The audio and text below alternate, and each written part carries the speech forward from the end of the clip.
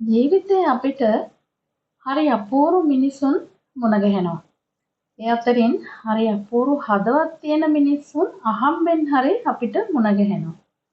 ඒ අපූර්ව මිනිසුන් අතර සමහර මිනිස්සු තමන් ඉපදුණු රටට වගේම සොබා දහමට ඒ වගේම තමන් ඉපදුණු රටේ සොබා සෞන්දර්යයට සහ ඒ සෞන්දර්ය නරඹන්නට කැමති මිනිසුන් ඉන්නවා. ඉතින් අද කතා කරන්න යන්නේ අන්න ඒ වගේ අපූර්ව හදවතක් තියෙන පුද්ගලයෙකු කියන්න බෑ. පවුලක් කිව්වොත් හරි. ඔයාලට මතක ඇති පහුගිය දවසක දෙරණ ටීවී නාලිකාව ඔස්සේ වීඩියෝ එකක් වෛරල් වුණා ශ්‍රී ලංකාව වටා සංචාරය කරපු ෆැමිලි එකක් පිළිබඳව.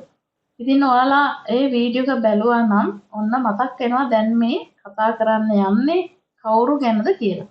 සමීර චතුරංග සහ අන්න එයාගේ ෆැමිලි එක තමයි මේ ටුවර් එකට සහභාගී වුණේ ශ්‍රී ලංකාව වටා සංචාරය කරන්නට සහ ශ්‍රී ලංකාව වටා තිබුණු සොබා සෞන්දර්ය නරඹන්නට දින 62ක කාලයක් වැය කරලා තිබුණා. ඉතින් මට ශ්‍රී ලංකාවට ගිහිල්ලා එන්නට ගිය කාලවකවානුවේදී අන්තිම හෝරා කීපයේදී ශ්‍රී ලංකාවේ ඉන්න ලැබුණු අන්තිම හෝරා කීපයේදී මට මුණ ගැහුණා.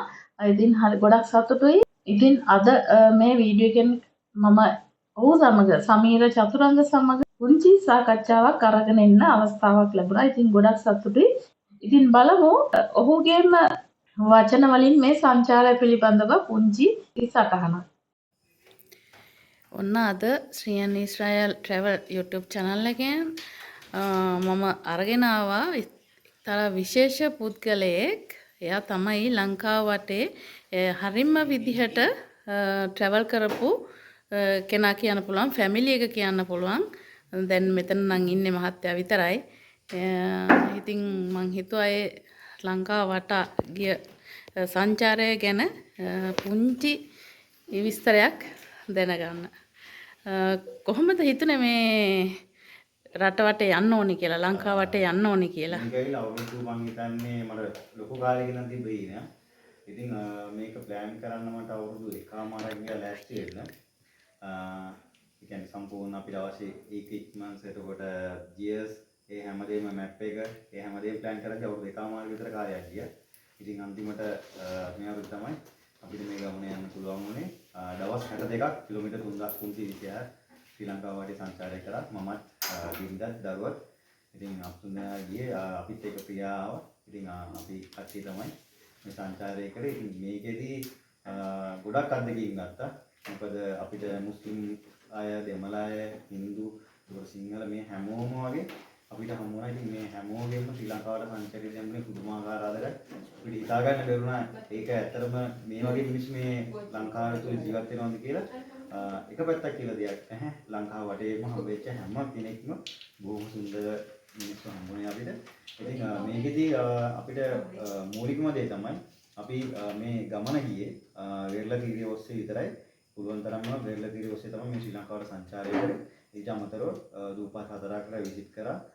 නාගදීප, ඩෙල්ෆ්, එළවතිව්, අනලදිව් කියන දූපත් හතරට ඒවලත් එක්ක තමයි ගිහලා මේ සංචාරය නිම කරේ. ඉතින් මේකෙදි විශේෂ කාරණා කීපයක් තියෙනවා. අමතක නොවෙන සිටි කීපයක් තියෙනවා. ඒවා මම කීක මතක් කරොත් පළවෙනි එක තමයි ගිල්පත් ලෝකාන් ක්‍රොස් කරන එක. ඉතින් ලොකුම කර්තව්‍යයක් වුණා. මොකද චූටි දූත් එක්ක ලොකු වේට් එකක් එක්ක මං චූටි බාධාවක් කරනවා. චූටි දූ කියලා මතක් කරා. වයස කීයක් විතර වෙනවද දූගේ? අවුරුදු 5ක්. හරි. ඉතින් ලොකුම අභියෝගයක් විදිහට දැක්කේ විල්පත්තු ක්‍රොස් කරන එක. ඉතින් වැලි බාරත් එක්ක ලොකු අභියෝගයක් වුණා. මොකද චූටි දූ නිදාගත්තට පස්සේ ඒකේ බරත් හැන්ඩල් එකට එනවා. ඉතින් ඒවත් එක්ක තමයි අපි මේ ගමන අභියෝගය ජයගත්තේ. ඊට අමතරව අපිට නාගදීපේදී හම්බ වුණා සුන්දර මිනිස්සු කීපයක්. ඉතින් ඒගොල්ලෝ අපිට තවත් දවසක් තියාගත්තා. ඒගොල්ලන්ගේ විදිහට කන්න බොන්න දෙන්න. ඉතින් අපිට හිතා ගන්න බැරුණා මොකද්ද මේ අපි වට වෙන්නේ කියලා ඇත්තටම.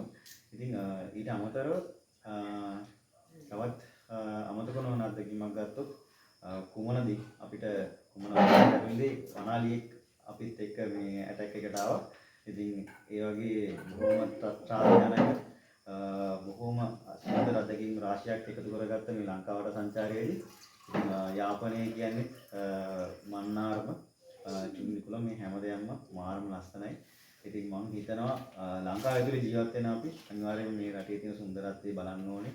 ඉතින් උතුරු කොරියට යනවා නම් විශේෂයෙන්ම උතුරු කොරිය සහ අපි දැනට හිතන් ඉන්නවා මේ දෙමළ මිනිස්සු එහෙමයි මෙහෙමයි කියලා. එහෙම නැහැ.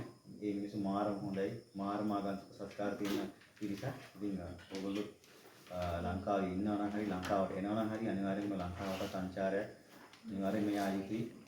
ශ්‍රී ලාංකිකයෙක් විදියට මම හිතන විදියට මොකද මම දෙකත් අත්දැකීම් ගැන මට පොතක් ලියන්න පුළුවන්. එච්චරටම අත්දැකීම් සම්භාරයක් තියෙනවා.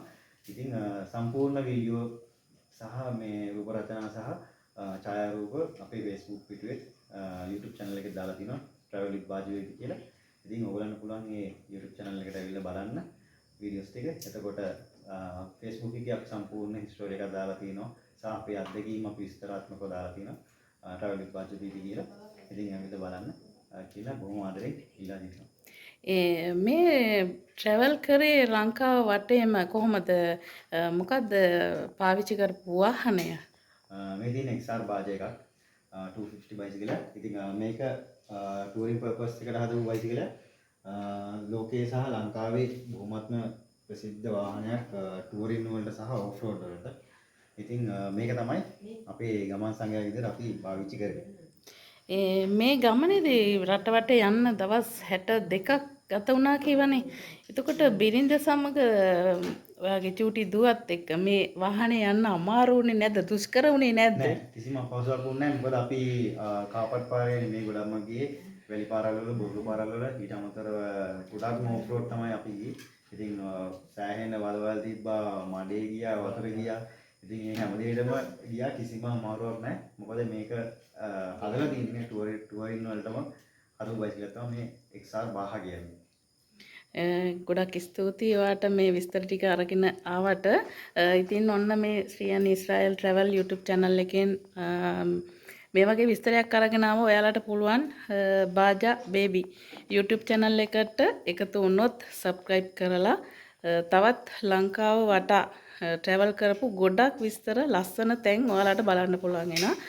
ඉතින් මේ channel එක subscribe කරන්න ඔයාලට ලස්සන තැන් ලංකාවේ බලන්න. ඉතින් ගොඩක් ස්තුතියි මේ මට මේ විදිහට voice cut එකක් දුන්නා. වීඩියෝ ක්ලිප් එකක් දුන්නා. ගොඩක් ස්තුතියි. ඔයාගේ YouTube channel එකත් ඔයාගේ ඉදිරි අනාගතයත් සාර්ථක වෙන්න කියලා ප්‍රාර්ථනා කරනවා ශ්‍රියන් ඊශ්‍රායල් travel YouTube channel එක වෙතින්. බොහොමත් ස්තුතියි.